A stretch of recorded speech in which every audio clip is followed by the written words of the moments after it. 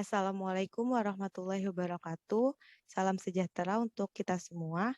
Perkenalkan, kami dari kelompok 1 Studi Ekskursi Pendidikan Biologi 2018 yang dibimbing oleh Ibu Eka Putri Azrai dan Bapak Ade Suryanda yang beranggotakan saya sendiri, Konita Hamidah. Dan saya Siti Gautami Cantika Putri. Saya Romo Hotma Simarmata. Saya Lokanitia Mutiara Rahma. Dan saya Admiral Muhammad. Kami membawakan tema Kondisi Kesehatan Mangrove Suaka Marga Satwa Pulau Rambut dan Pulau Untung Jawa, Kepulauan Seribu, DKI Jakarta.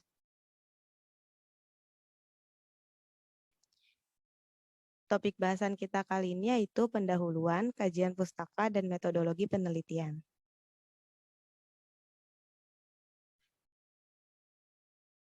Yang pertama, pendahuluan.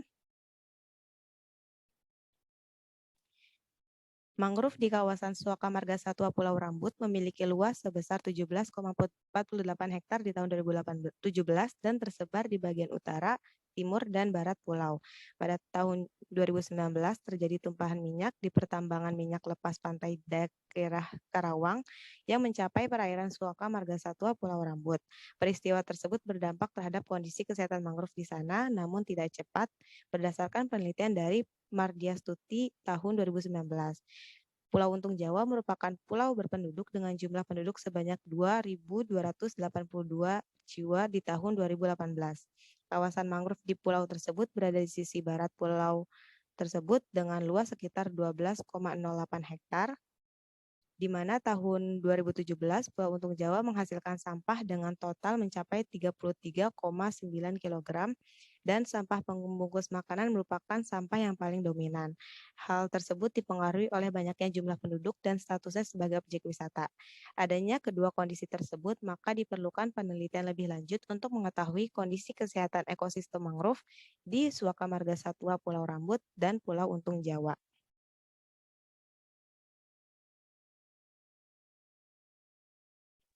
Berdasarkan uraian yang telah disampaikan, maka diperlukan suatu perumusan masalah, yaitu bagaimanakah kondisi kesehatan mangrove di Pulau Rambut, bagaimanakah kondisi kesehatan hutan mangrove di Pulau Untung Jawa, dan bagaimanakah perbedaan kondisi kesehatan hutan mangrove di Pulau Rambut dengan Pulau Untung Jawa. Adapun tujuan penelitiannya yaitu mengetahui kondisi kesehatan mangrove di Pulau Rambut, mengetahui kondisi kesehatan hutan mangrove di Pulau Untung Jawa, dan mengetahui perbedaan kondisi kesehatan hutan mangrove di Pulau Rambut dengan Pulau Untung Jawa. Dan adapun manfaat dari penelitian ini yaitu menambah khasanah keilmuan pembaca mengenai kesehatan mangrove di Pulau Rambut dan Pulau Untung Jawa, sarana informasi bagi pengampu kebijakan dalam melakukan perencanaan pengelolaan dan pemanfaatan mangrove di Pulau Rambut dan Pulau Untung Jawa, dan sebagai referensi bagi penelitian relevan selanjutnya. Selanjutnya, kajian pustaka. Mangrove merupakan ekosistem di daerah peralihan antara darat dan laut yang dipengaruhi oleh gelombang laut, pasang surut air laut, serta salinitas. Mangrove sendiri memiliki fungsi penting seperti di bidang ekologi dan ekonomi, di mana perannya untuk pembangunan khususnya di daerah pesisir. Kemudian, serasa daun mangrove mengalami detritus dan terdekomposisi yang kemudian menjadi nutrisi dan memberikan manfaat bagi hewan seperti ikan dan krustasea. Hingga saat ini, sering terjadi penebangan mangrove yang dapat menyebabkan kepunahan mangrove itu sendiri. Kondisi kesehatan mangrove juga dipengaruhi pengoptimalisasian dari fungsi ekosistem mangrove itu sendiri. Kesehatan mangrove itu sendiri merupakan penyebutan yang digunakan oleh peneliti untuk menjelaskan bagaimana kondisi atau status ekosistem mangrove di wilayah tersebut. Kriteria status kesehatan mangrove yang pertama yaitu jarang, kedua sedang, padat. Nah, untuk kriteria jarang ini mengindikasikan bahwa hutan mangrove sudah rusak. Sedangkan sedang dan padat itu mengindikasikan bahwa kondisi kesehatan mangrove-nya itu masih baik. Nah, sementara untuk parameter untuk menganalisis kesehatan mangrove, yaitu ada kerapatan pohon, penutupan tajuk, diameter, menentukan basal area, biomasa, dan yang terakhir adalah ketebalan zona mangrove.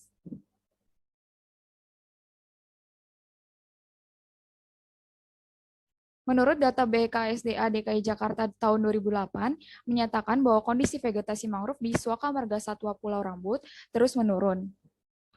Hal ini memerlukan perhatian lebih terhadap kesehatan mangrove. Kemudian, untuk kondisi hutan mangrove di Pulau Untung Jawa juga terancam gangguan karena terdapat sampah pada sela-sela akar mangrove. Sedikitnya mangrove ini juga menyebabkan terkikisnya kawasan pinggiran pantai pada pantai di Pulau Untung Jawa.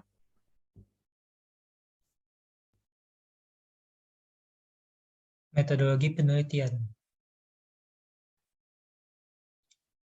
Penelitian dilakukan pada bulan Juni tahun 2021 dan bertempat di Suaka Marga Satwa Pulau Rambut dan Pulau Untung Jawa, Kepulauan Seribu, DKI Jakarta.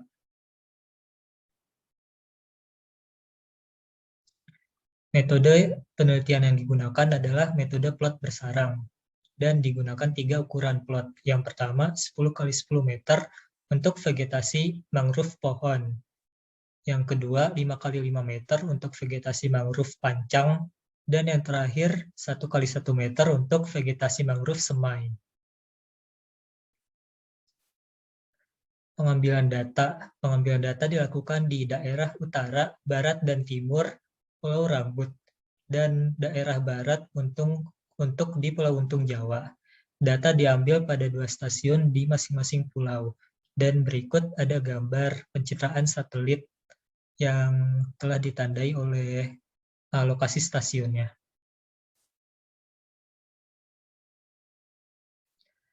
Alat dan bahan yang digunakan dalam penelitian adalah yang pertama plot kuadrat untuk membuat plot. Yang kedua tali rapia itu untuk membuat plot. Yang ketiga meteran plastik untuk mengukur ukuran plot yang akan digunakan. Yang keempat pasak. Yang kelima pH meter untuk mengukur pH air laut. Yang keenam refraktometer Briggs. Ini untuk menghitung salinitas air laut. Yang ketujuh kertas waterproof untuk tabulasi data. Yang kedelapan ada GPS atau Global Positioning System untuk menentukan stasiun dengan akurat. Yang ke-9 termometer untuk menghitung suhu. Yang ke-10 aplikasi Monmang. Ini untuk tabulasi dan analisis data dilakukan di aplikasi aplikasi Monmang. Yang ke-11 alat tulis, dan yang terakhir buku panduan pengenalan mangrove di Indonesia, Wetlands 2006.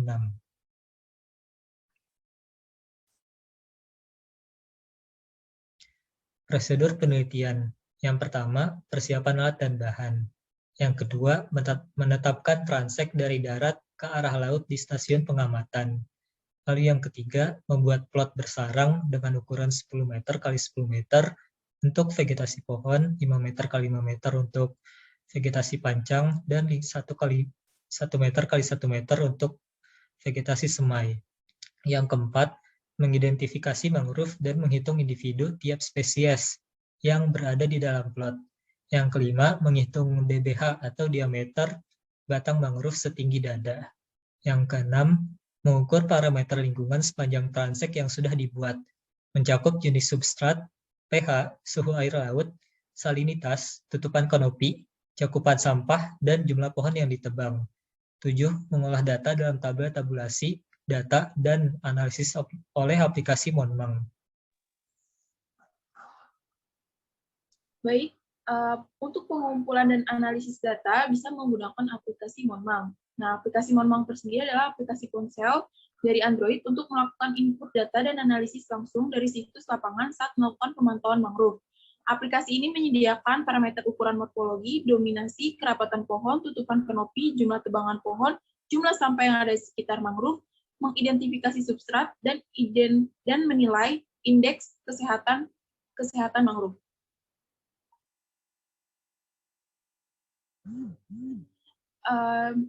Saat analisis data bisa menggunakan rumus kerapatan spesies, itu dengan jumlah individu spesies per jumlah total luas plot dikali 100. Selanjutnya, kerapatan relatif spesies, jumlah individu spesies per jumlah total luas area dikali 100%. diameter pohon atau DBH, yaitu dengan rumus jari-jari dikali 2. Lalu presentasi tutupan kanopi menggunakan aplikasi ImageJ dengan fungsi C sama dengan P255 per P total dikali 10%. P ini yang dimaksud dengan adalah piksel dari kamera yang digunakan saat meneliti. Selanjutnya ada skor presentasi tutupan kanopi atau SC sama dengan 0,25 dikali presentasi tutupan kanopi atau C dikurang 13,0,6.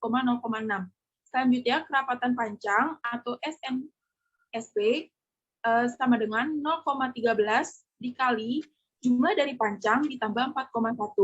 Selanjutnya diameter panjang pohon atau SDBH sama dengan 0,45 dikali diameter pohon atau DBH ditambah 1,42. Selanjutnya menghitung nilai indeks kesehatan mangrove atau MHI dengan ditambahnya presentasi tutupan kanopi, kerapatan panjang, dan diameter pohon dibagi 3 dikali 10.